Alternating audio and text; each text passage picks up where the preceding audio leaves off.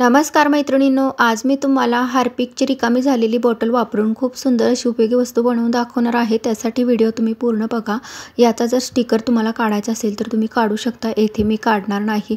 आता ही बॉटल आपल्याला कट करायची आहे, त्यासाठी येथे मी चाकूचा वापर करणार आहे। या पद्धतीने चाकूने आपण ही बॉटल कट करून घेऊया।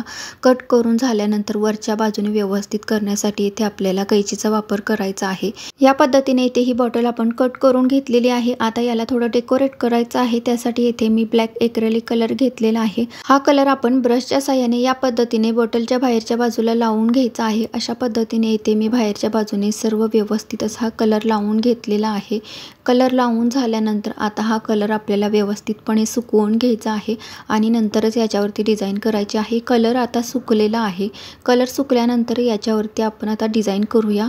डिझाइन करण्यासाठी येथे मी एक्रेलिक व्हाईट कलर घेतलेला आहे। बॉटलवरती डिझाइन करण्यासाठी येथे मी एअरबडचा वापर करणार आहे। इयरबडच्या साहाय्याने डॉटची डिझाइन याच्यावरती आपण करणार आहोत। अशा प्रकारे इयरबडच्या साहाय्याने येथे डॉटची डायमंड आकारात आपण डिझाइन करून घेत आहोत।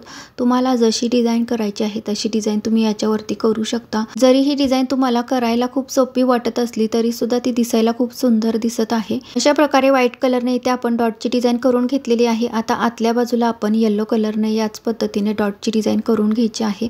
अशी डिझाइन आपण या बॉटलवरती करून घेतलेली आहे। आता तुम्ही बघू शकता हे किती सुंदर दिसत आहे। याचा उपयोग आता आपण कशा पद्धतीने करायचा आहे ते बघूया। याच्यामध्ये आता मी पाणी घालणार आहे। पाणी घालून झाले की याच्यामध्ये आता मी स्पायडर प्लांट लावणार आहे। तुम्हाला जे याच्यामध्ये ठेवायचं असेल किंवा जे झाड लावायचं असेल ते तुम्ही लावू शकता। याच्यामध्ये तुम्ही माती घालूनही झाड लावू शकता किंवा पेन स्टँड सारखा सुद्धा याचा उपयोग तुम्ही करू शकता। अशी हार्पिकची छोटी किंवा मोठी बॉटल तुमच्याकडे सुद्धा असेल तर तुम्ही सुद्धा त्याचा अशा पद्धतीने छोटासा प्लांटर बनवू शकता। Thank you.